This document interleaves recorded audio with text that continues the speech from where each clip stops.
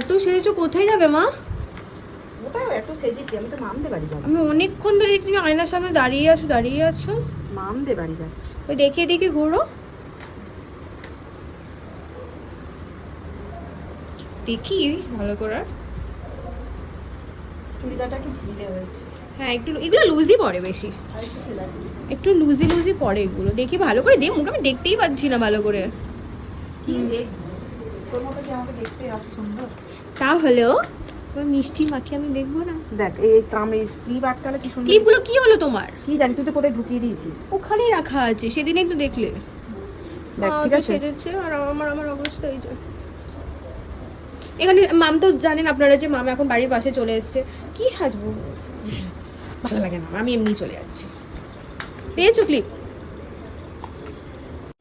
পৌঁছে গিয়েই মেসোমনির কাছে আবদার করে বসলাম, আমার মাথাটা ভীষণ যন্ত্রণা করছে, আমার মাথাটা একটু টিপে দাও।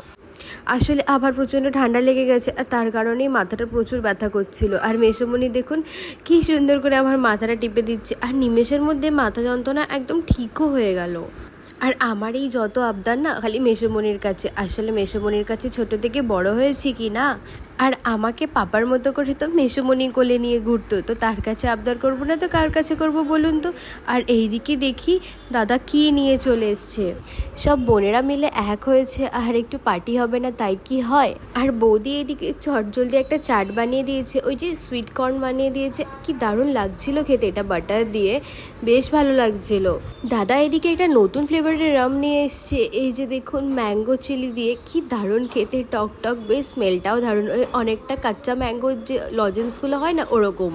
আর এইদিকে তো রাতেরবেলা ডিনারের শেষে সবাই মিলে বসে চুটিয়ে গল্প হচ্ছে, আর ফোনটা দিয়ে ধরতে মাম চুল ঠিক করতে আরম্ভ করে দিল।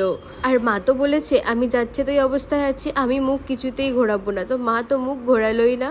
যাই হোক তাড়াতাড়ি শুয়ে পড়ি, ওইদিকে সকালে লম্বা মেনু আছে। ও বাবা, ঘুম থেকে উঠেই দেখি এই পাশে মেসোমণি আমার জন্য কাঁঠাল নিয়ে চলে এসছে। আর ওই যে বললাম না ছোট থেকে মেসোমণির কাছে ছিলাম, তো মেসোমণি খুব ভালো করে জানে যে আমি কোনটা ভালোবাসি আর বাসি না। কাঁঠাল খাবো তো মেসোমণি যেটা পছন্দ করে নিয়ে আসে সেটাই, তার যা স্বাদ হয়। আগের বাড়িতে থাকতে মামদের না গাছ ছিল কাঁঠালের, আর ওই গাছের কাঁঠালের এত স্বাদ মেসোমণি তুলে তুলে রাখতো, আমার আসার কথা হলে আগে থেকে পেড়ে রাখতো। এখন গাছটা নষ্ট হয়ে গেছে তাই আর সেই গাছের কাঁঠাল খাওয়া হয় না, তবে হ্যাঁ কিনে যে এনেছে কাঁঠালটা, এই কাঁঠালটা কিন্তু বেশ দারুণ খেতে। পেঁপে খেতে ভালোবাসি বলে পেঁপে, আর কাঁঠাল খেতে ভালোবাসি বলে কাঁঠাল, সবই আমার পছন্দের জিনিস। আর এইদিকে দেখি দাদা সকাল সকাল বাজারে গিয়ে মাটন নিয়ে চলে এসছে, তাও আবার দেখো রেয়াজি। বেচারা তো দেখি নিজে এনে নিজেই ধুতে আরম্ভ করে দিয়েছে। আর মাটন হবে, একটু এই চর্বি চর্বি পিসগুলো না থাকলে কি হয়, আর আমাদের দুজনের মধ্যেই চর্বি নিয়ে যা মারপিট হয় সে আর কি বলবো।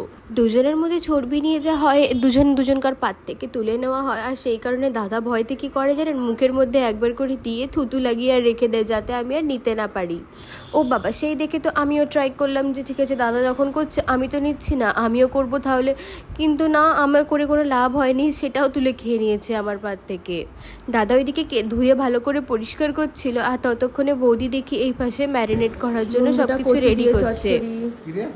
কচু শাক দিয়ে চচ্চড়ি, বা আরো ডিম কড়াইয়ের চচ্চড়ি, বরবটি চচ্চড়ি, পুঁই শাক চচ্চড়ি। মেসোমণি ওইদিকে আমার চচ্চড়ির লিস্ট শুনছিল যে আমি কি কি চচ্চড়ি খেতে ভালোবাসি, আর ততক্ষণে এইদিকে দেখি ম্যারিনেশন তো প্রায় রেডি হয়ে গেছে। ওই যে রোজকারি মশলা দিয়েছে, টক দই, আদা রসুন, লঙ্কা গুঁড়ো, হলুদ গুঁড়ো, আর দিয়েছে নুন আর সর্ষের তেল, আর বৌদির হাতের একটা স্পেশাল মশলা যেই স্বাদটা আর অন্য কোনো মাটনে পাওয়া যায় না। দাদা এদিকে ভালো করে ম্যারিনেট করে 1 ঘন্টার জন্য রেখে দিল, 1 ঘন্টা পরে আবার বানানো হবে। ততক্ষণে যাই আমি আমার ব্রেকফাস্টটা সেরে নিই, আর বেশি দেরি করলে দুপুরে ভাতই খেতে পারবো না, তো বেশি পুরি নিলাম না, দুটোই নিয়েছি, কারণ অনেকটাই বেলা হয়ে গিয়েছিল, তখন প্রায় ঘড়িতে 11:30। এখন খাচ্ছি বটে, কিন্তু দুপুরে ভাত খেতে পারবো কিনা তার কোনো ঠিক নেই। আর সাথে তো ফ্রুটসগুলো আছে, পেঁপে আছে, আর আমার পছন্দের কাঁঠাল আছে, ওগুলোকেও তো খেতে হবে, তাই দুটোই পুরি নিলাম। খেতে খেতে এদিকে দিলাম ছুট, মাম তো ভীষণ জোরে দৌড়েছে বৃষ্টি এসছে বলে, কিন্তু আমি আর মামকে ধরতে পারলাম না। বর্ষাকালের এই এক জ্বালা, এই বৃষ্টি আসে তো এই রোদ হয়, কি সুন্দর লাগছে, ঝমঝমিয়ে বৃষ্টিটা পড়ছে, তবে এই যে শুকনো জামাগুলো সবই ভিজে গেল। আর আমার তো এত ভিজতে ইচ্ছা করছিল, কিন্তু আমি এই যে কি জানি কি হলো, সর্দিতে এত কষ্ট হচ্ছে যে আমি আর ভিজতেই পারলাম না। আজকের ওয়েদারটা এত সুন্দর লাগছে যে কি বলবো, কি সুন্দর দেখুন, মেঘলা আকাশ, ফুরফুরে হাওয়া দিচ্ছে, আর সাথেই ঝিরিঝিরি বৃষ্টি। আর আমাদের আশা দেখে এদিকে গুলুগুলুও দৌড়ে দৌড়ে চলে এসছে। আমার তো এত ভালো লাগছে ছাদে এসে যে আমার আর নিচেই যেতে মন করছে না। সামনের এই তাল গাছটা দেখে তো আমি পুরো অবাক হয়ে যাচ্ছি যে এই তাল গাছে কত কচি কচি তাল হয়েছে, আর এই তালগুলোর তালশাঁস খেতে যা সুন্দর লাগবে। এরকম গাছের টাটকা তালশাঁস যা ভালো লাগবে, এখানে এলে তো আমি খালি ভাবি যে কোনটা ছেড়ে কোনটা খাবো। যাক, আজকের মতো ভিডিওটা আমি এখানেই শেষ করলাম। আর আপনাদের যদি আমার ভিডিওটা ভালো লেগে থাকে একটা লাইক আর একটা শেয়ার কিন্তু করে দেবেন। আপনাদের সাপোর্ট ছাড়া আমি কিন্তু কখনোই এগিয়ে যেতে পারবো না।